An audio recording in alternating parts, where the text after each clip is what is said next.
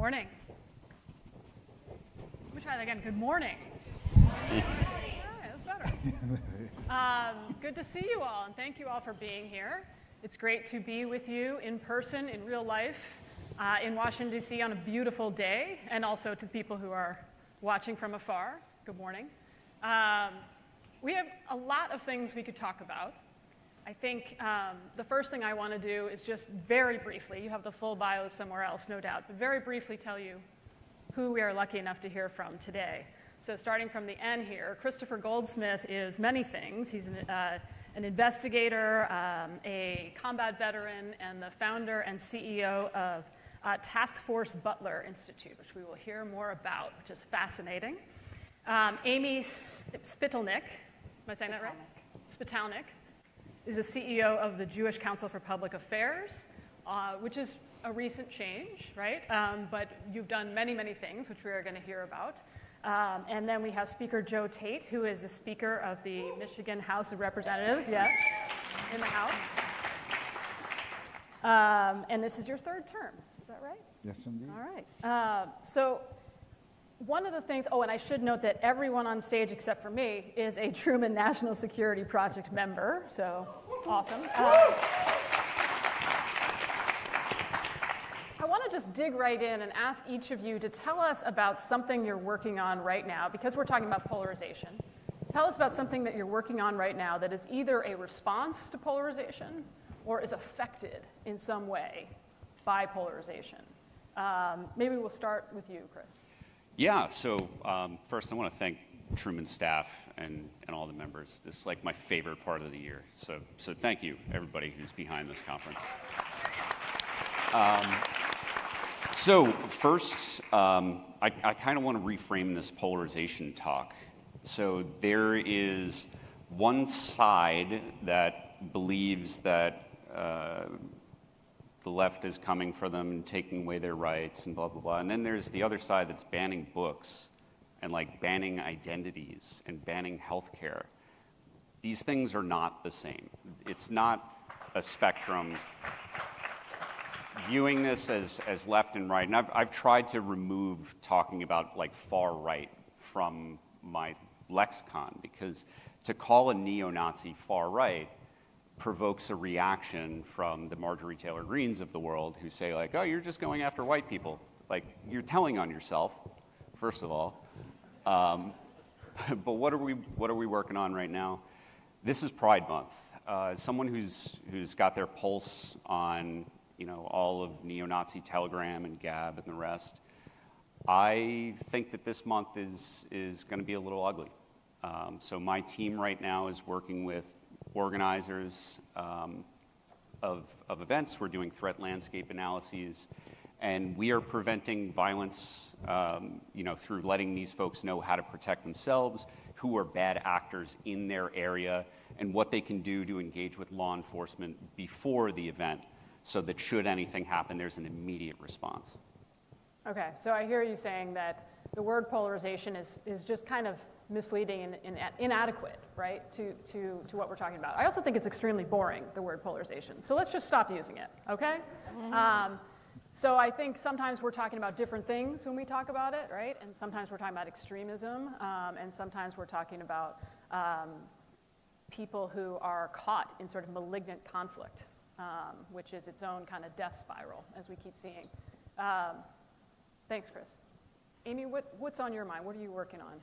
Well, I would think, I actually, to go back to the point about how we're framing this discussion, for me, in many ways, it's just a question about democracy. We say polarization, but I think it's really a question of, do you believe in democracy or not? And there's only one side that is actively fighting for democracy in this moment, and another side that is actively mobilizing violent extremists and others through increasingly normalized bigotry to counter democracy. And we need to be very clear about that, and it can't be partisan to say that. Let me just ask, I also think we need to be clear about what is democracy. Exactly. If you ask most 10 Americans, you probably get 10 answers. Yeah. What do you mean when you say that? Well, I mean, there's the democracy that I think all of us think we have, and like, right, I'm the granddaughter of Holocaust survivors. This is the country they came to after the war as a place that was supposed to be safe for Jews and other people. But we also know that there's a long legacy of systemic white supremacy in this country that never made it the inclusive multiracial democracy that it should have been. So there's both the baseline that all of us sort of like felt we were living in, and that for the most part we're safe in certain ways, and that itself is under attack right now. But there's also the aspirational, inclusive, multiracial democracy that we've never had, in which people's fundamental voting rights and other civil and human rights never existed in the way that they did for other parts of the population.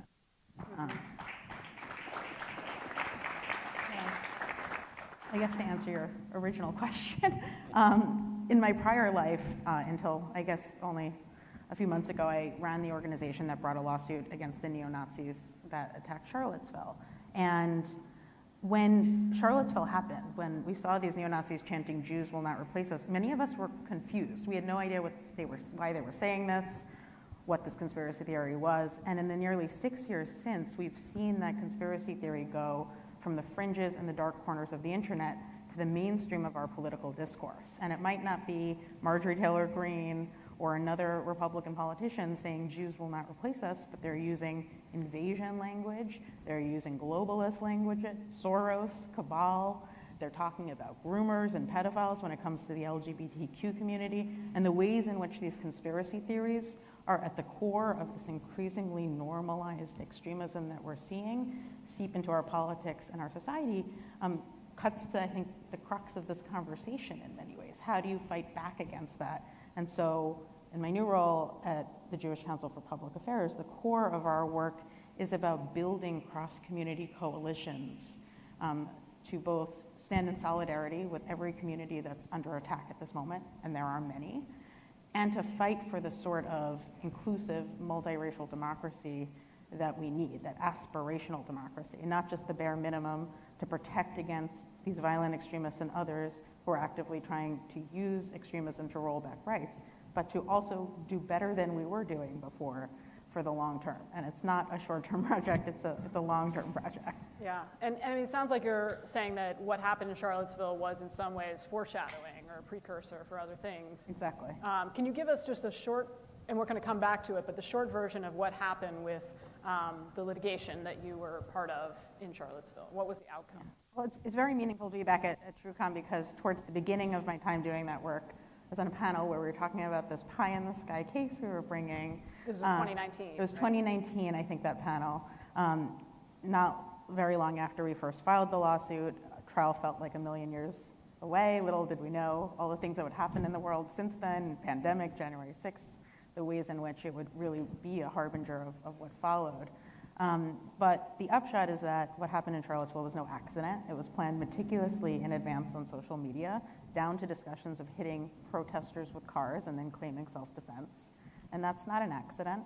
That's not free speech. That's a violent, racially motivated conspiracy to attack people. And so Integrity First for America, which is the organization I ran, brought a lawsuit on behalf of 9 community members who were injured in the car attack and other violence that weekend, and ultimately, after many years of litigation, resulted in a unanimous jury verdict finding every defendant liable for that conspiracy to the tune of multi-million dollars. And so,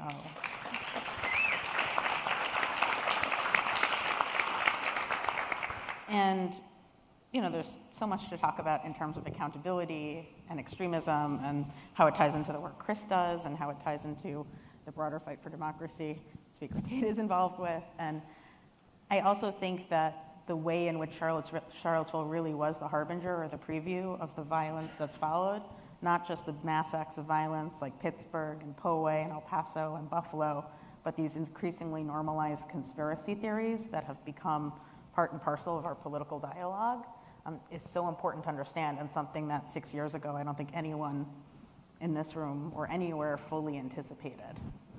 Yeah, and it's so interesting, right, because there are ways in which you could see this coming and ways in which you probably have been frustrated, I'm guessing, by other people not seeing it coming, and then it's also, I would imagine, extremely heartbreaking to be validated in these ways. But you've also learned a lot, and in many ways that case is a sort of template, right, for some of the work that you're doing, Chris, which we'll hear more about. But speaking of precursors and foreshadowing, Speaker Tate, Michigan in some ways was dealing with sort of extremism, let's say, in ways that were probably very familiar when you saw what happened on January 6th, right? So can you tell us a little bit about how you've seen in your 3 terms things shift in Michigan? And by the way, we are going to start to talk about solutions and hope. So don't worry.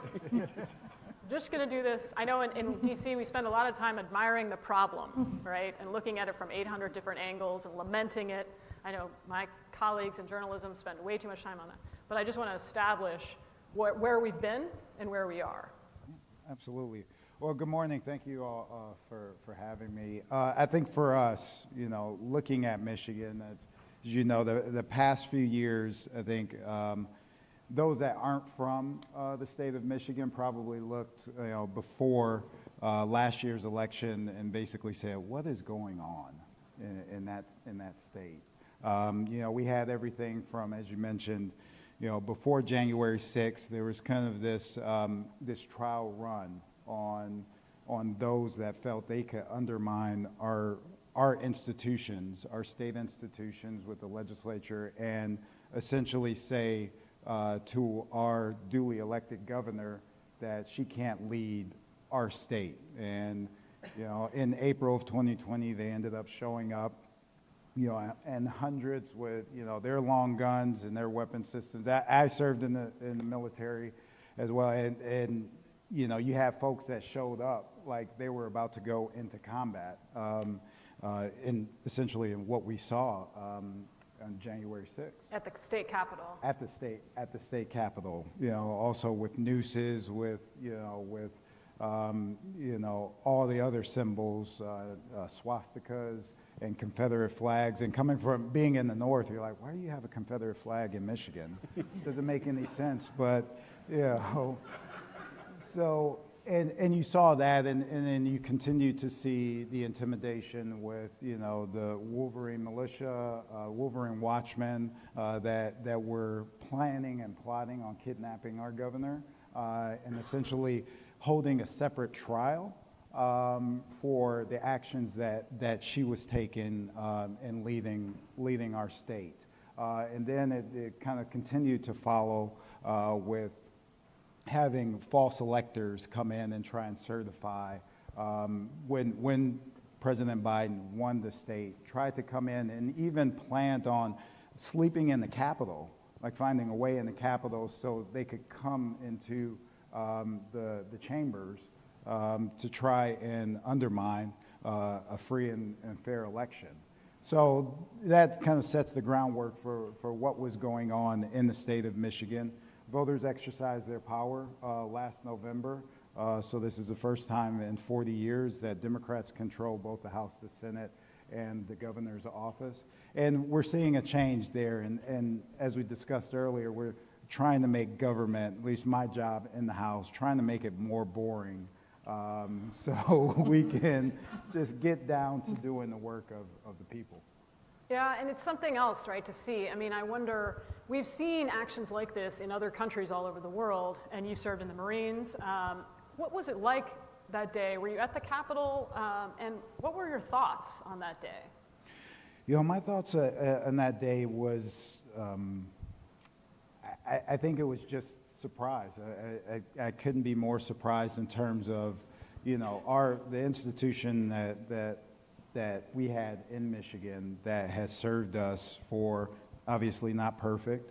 We have more work that we need to do, but for a group of individuals to basically say, it was essentially basically having, pouting because they don't get their way, so they're going to use force and intimidation to come into our Capitol. And I know I have probably a few members that were here, some former colleagues too that were there that day.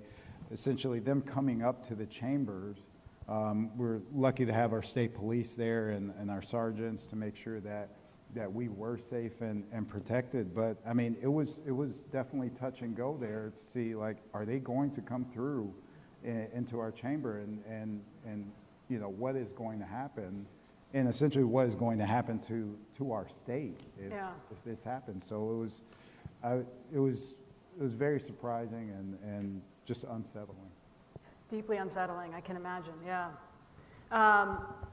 And I believe there was at least one veteran involved in the plot against the governor, which leads me to ask, both of you are veterans. This is a complicated issue, obviously not trying to generalize here. I wonder, Chris, could you tell us a little bit about your own story and how you ended up focused on trying to find neo-Nazis before they do harm? Yeah, so I became an investigator while I was working at Vietnam Veterans America. And I used to introduce myself, like here in DC, as the first and last investigator of any veterans organization ever. And people would chuckle. And now I run an organization of veteran investigators. And that was because I had found a Russian-backed imposter Facebook page that was pretending to be the organization that I worked for. Long story short, 2 years later, I produced a 200-page report called the Troll Report that cataloged the 10 different ways that troops, veterans, and our families are targeted online by hostile foreign entities. And one of the through lines through all of those things, whether it was romance scams or just selling T-shirts or this Russian entity that was posting pictures of my CEO, was racism and xenophobia, and specifically pitting veterans against vulnerable populations. That was, the LGBTQ community, immigrants, especially refugees, and they'd use these racist slogans that would divide not just veterans, but pit veterans against others within the United States. And I basically just followed the propaganda into its natural result, which was the radicalization of people who saw those racist and xenophobic messages, and it resonated with them. And the algorithm, the more you engage with that kind of content, the more Facebook puts it into your feed, the more radical you get, the more your version of reality shifts, because Facebook and Twitter are basically serving more racism into your feed. So 2020, I got laid off from VBA, and a buddy of mine, this is a weird story but true, calls me up and says, "Hey Goldie, I joined a neo-Nazi organization and I want you to help me take them down." We had never had a previous conversation on this topic, but I said, I went from full-time student, running my nonprofit, working for a nonprofit, to graduating and getting laid off. So I had a lot of time, so I was like, all right, tell me about your neo-Nazis. And when he first used that phrase, that word, Nazi, I thought he was exaggerating. And it wasn't until I was inside Patriot Front that I came to realize that Gen Z, these young kids, teenagers, early 20s, were immersing themselves in fascist propaganda, like literally reading Mein Kampf, creating new content, and basically taking everything that they learned growing up watching brand builders like Kim Kardashian and applying the ideology of Hitler to it, to build movements and do these shock and awe campaigns like Charlottesville. So started speaking out about this, getting public about doing it, and a bunch of veterans would reach out to me online and be like, "Hey, put me in, coach." And I recognize that what I do is objectively crazy, joining neo-Nazi organizations and militias, so I couldn't just tell vets, "Hey, join your local militia." But we came up with the idea of Task Force Butler, and almost all of what we do is online. We also spy on Nazis with drones, which they sued me for, in a very interesting turn of events. But we have given these vets a new mission, a new way to reclaim patriotism, reclaim our service to our country, and protect democracy, and speaking for myself, in ways that I wasn't doing in Iraq. So it sounds like in some ways this feels like you're more mission aligned than you were in Iraq. Yeah. In serving the country. Many, many questions that I want to ask you, and we will also get questions from you all, so be thinking about that. Before I do want to bring you in here, Amy, and ask, Can you give us a sense of the template that you used in Charlottesville and how that might be used in the future? Because part of the solution has to be accountability. And as you've also noted, right, it can't be the entire solution. You can't litigate and prosecute your way out of this problem. So first, let's talk about what you learned. What is the template from Charlottesville? Well, accountability matters. I think we are living at a time when it's so easy to feel like there is no accountability because, frankly, there hasn't been on so many levels, and that's how this extremism gets normalized. So that when it happens, it's all the more important. And so in our case, we brought a civil lawsuit under a number of federal and state statutes, including a federal statute called the Ku Klux Klan Act, which was written over 150 years ago to protect recently freed slaves from Klan violence in the South, and is sadly perfectly applicable in the 2020s, as well as sort of state conspiracy laws and others. And there's different federal and state laws that might apply in different cases. But the crux of this is using civil litigation to hit these extremist organizations where it hurts, which is their finances and their operations. And so even before trial, we had neo-Nazis like Richard Spencer, who circa 2017 was perhaps the most prominent neo-Nazi in the United States, one of the key organizers of Unite the Right, say that this case has, quote, financially crippled him. And so if we did nothing else but bankrupt Richard Spencer, I feel pretty good about that.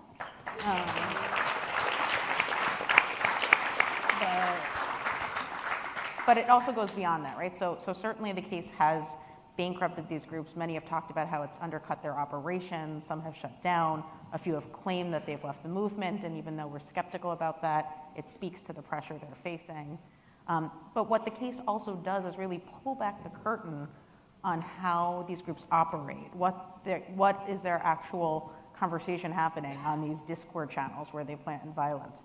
How did they intend to use tools like plausible deniability, this idea that we were just joking about hitting protesters with cars. We didn't actually mean we would do it. How do they use different tools like that to plan, to recruit, to conspire, to engage in violence? And to really, I think, also illustrate the conspiracy theories and the hate that's at the core of their ideology, this replacement theory, this idea that there is, a Jewish puppet master pulling the strings, bringing immigrants and refugees into this country, supporting the Black community in its progress, and anything good that happens to these populations that don't fit into their vile, narrow vision for sort of a white ethno-state, there has to be someone pulling the strings, someone funding it. And it's that same rhetoric, again, that same conspiracy theory that has become normalized in our politics in so many ways. And so, again, by going after their finances, their operations, by pulling back the curtain on how they operate, and we made a deliberate point to put all of the trial materials, the exhibits, the transcripts, the evidence database, it's all on the Integrity First for America website, so that people, including future litigants, researchers, journalists, academics, can use this as a tool to better understand extremism.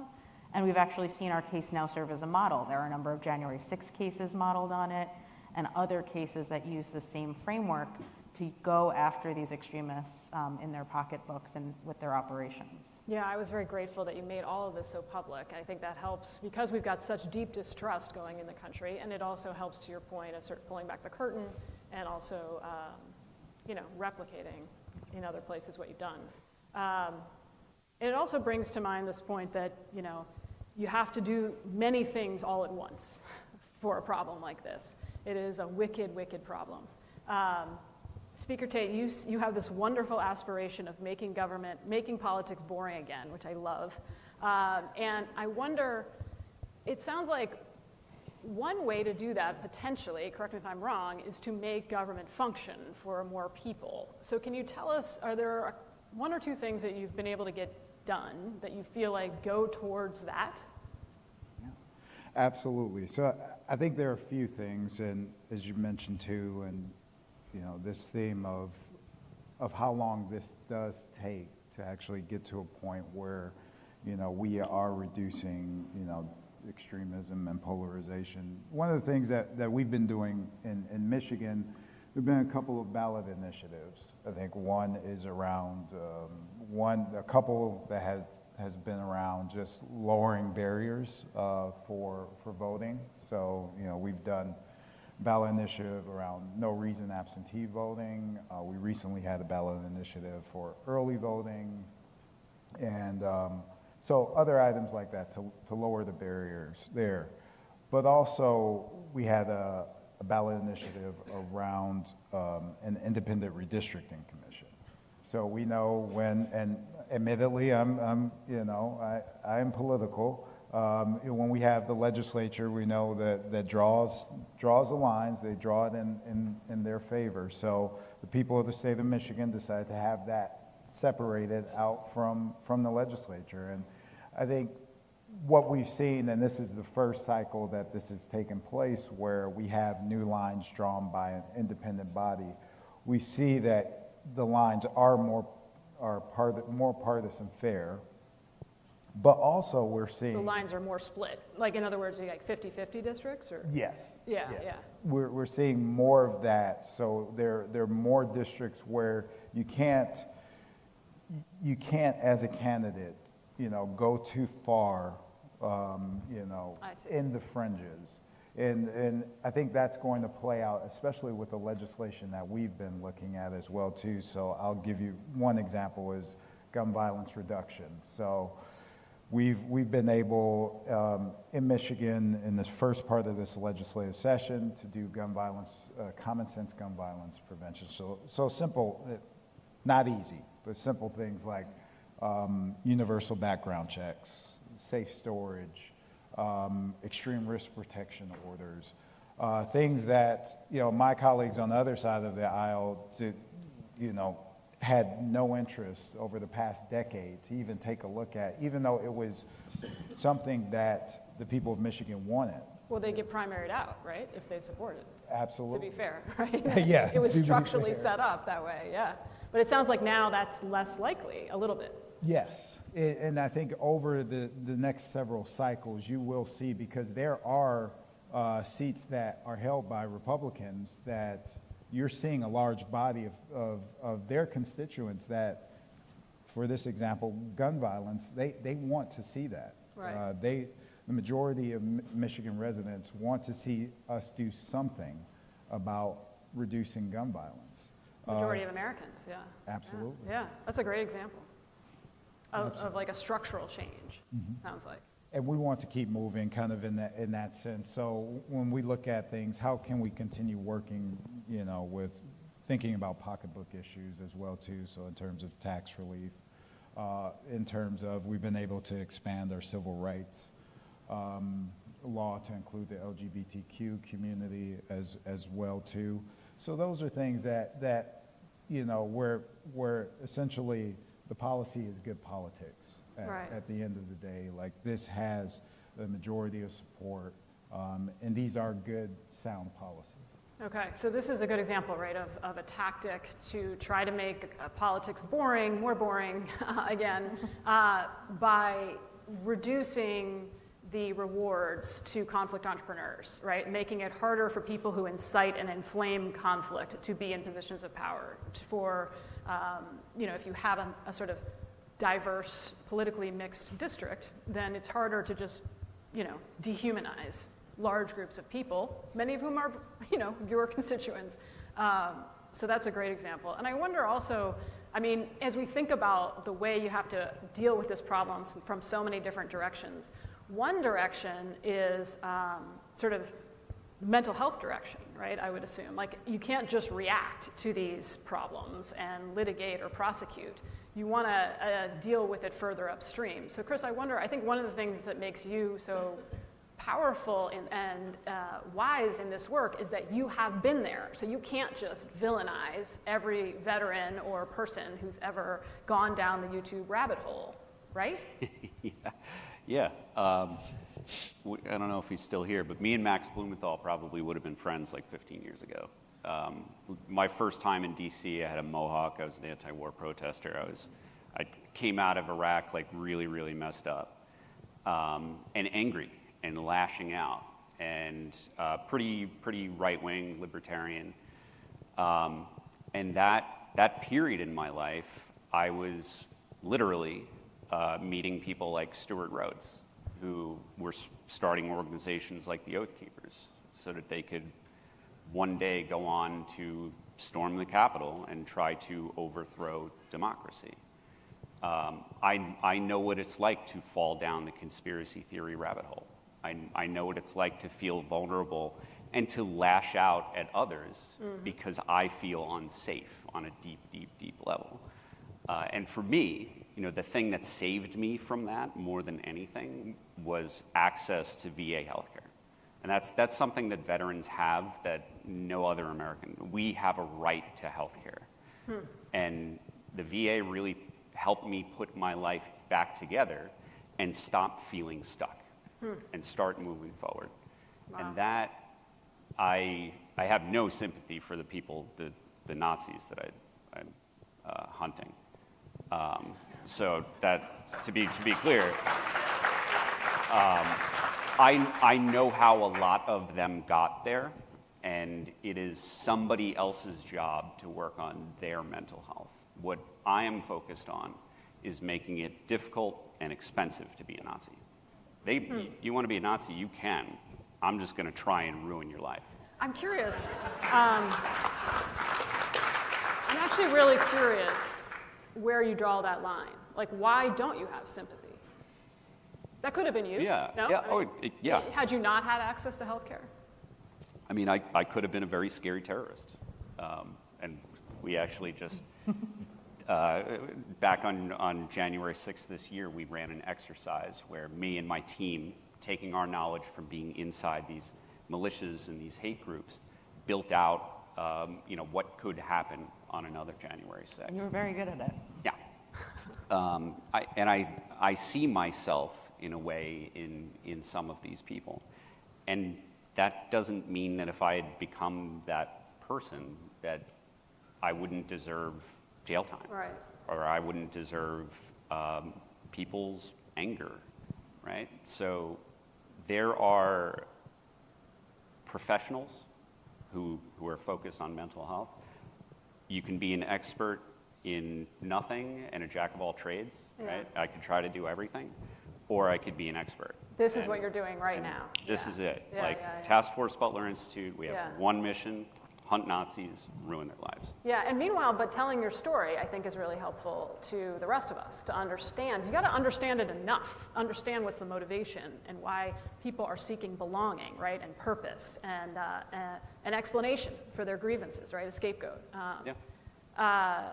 And this also gets to, what are the interventions, right, that might work. Could you talk a little bit about, you were telling me about something hopeful that recently happened at the White House last week, I think it was? Last week, yeah.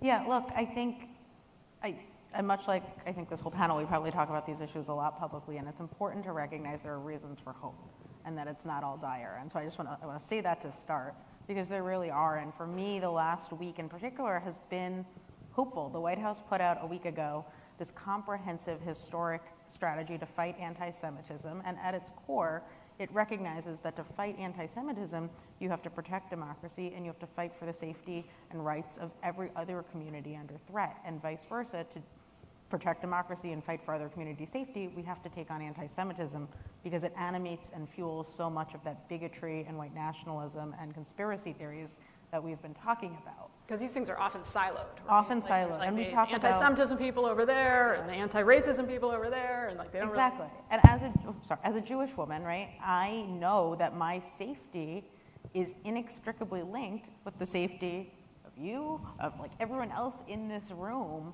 no matter our identities, because if one of us isn't safe, none of us are safe. And also, and that should be a no-brainer, right? But the ways that we look at these issues are increasingly siloed. And when we start to see them as part of the holistic sort of tools that are used holistically by extremists to attack our democracy, right? Replacement theory is fundamentally anti-Semitic, racist, xenophobic, Islamophobic, and so much more. If we are not understanding how deeply interconnected all of our fates are, it's that much easier for the other side to tear us apart and make it easier for them to win. And so the fact that the strategy recognizes that at its core, and it didn't happen by accident. There were many of us for sort of the 6 months from the first roundtable at the White House in December to the strategy coming out last week that we're hammering this point, because you don't hear it a lot in the conversation on anti-Semitism. Sort of a lot of the usual suspects do try to act like, you know, it's a zero-sum game, and if like one community gets something, another community doesn't. And when we start to recognize that, for example, in a moment when neo-Nazis are actively recruiting off of anti-trans and anti-drag events, that makes all of us less safe, Right. we begin to move the needle. Right, right, because so many movements have been short-circuited by this kind of factionalism, right? So what's one specific thing that initiative is kind of trying to push forward when it comes to like interventions online or other things that might work at this upstream level? Well, there's a number of things both that the government itself can do that are outlined in the strategy, and then identified partners are doing, civil society organizations. On the civil society front, my two favorites are, well, one, it calls out the Jewish Council for Public Affairs, where we're going to be building coalitions focused specifically on this cross-community solidarity in fighting hate and protecting, advancing democracy. And it also calls out one of my favorite organizations that I'm on the advisory board of, the Polarization and Extremism Research and Innovation Lab, which is a mouthful, an American, which is a small lab that does targeted evidence-driven interventions to help prevent people going down the rabbit hole of online extremism, giving caretakers, parents, teachers direct resources so that they could spot the early warning signs of extremism, the stuff that Chris has been talking about.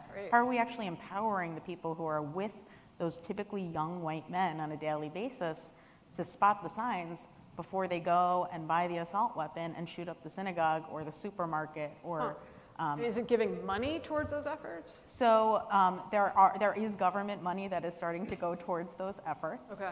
And then the plan itself identifies a whole litany of other efforts, including, of course, the usual suspects, DOJ, DHS, but it brings in other sort of surprising agencies into this, the FDA and the USDA, right? So part of preventing extremism and hate and fighting for democracy is also creating an inclusive society where everyone feels welcome. And so if there's a family that's on the SNAP program and they're kosher and they don't have access to kosher food as part of that, that's not an inclusive democracy. And this is true of any community, right, who has dietary needs or any other needs. And so when we start to look at our society in this holistic way, understanding that fighting extremism and protecting democracy requires not just the same tools we've been using that clearly haven't worked, this more holistic cross-community, cross-issue dynamic, right. We can not just fight the extremism, but work towards that inclusivity, which I think goes hand in hand with so many of the policies you've been talking about in terms of voting rights, in terms of gun violence prevention, the broader societal issues that, you know, again, because to your point, we're not going to sue, prosecute, or barricade our way out of this crisis. It requires proactive measures to get to upstream prevention and to build that sort of democratic resiliency into our society that makes it that much harder for people to be radicalized or move towards violence in the first place. Right, there needs to be like more immunity or resilience. Exactly. And I love this idea of experimenting what actually works to be helpful to people online. I mean, every story I write, there are 10 different headlines that are tested online in the first hour by the places I write for. But we don't see anything close to that with like interventions, right, for extremism online. So if we just could put a little more attention to this, I really feel like there's incredible opportunity, because a lot of people who, correct me if I'm wrong, but a lot of people who end up getting radicalized are depressed. They feel a lot of grievance, some of which are fair and valid and some of which are imagined, right, and incited by others. And so, like, there's opportunity in that. I wonder, Speaker Tate, as you think about ways in which, I mean, you still have to get things done, right? Like, you can't wait for these things to get fixed or for all the reforms, and you're living in the real world of politics where you have a majority, but a very slim majority, right? What do you find has been helpful in trying to get things done across the aisle that maybe, I don't know, maybe you wouldn't have done, 5 years ago?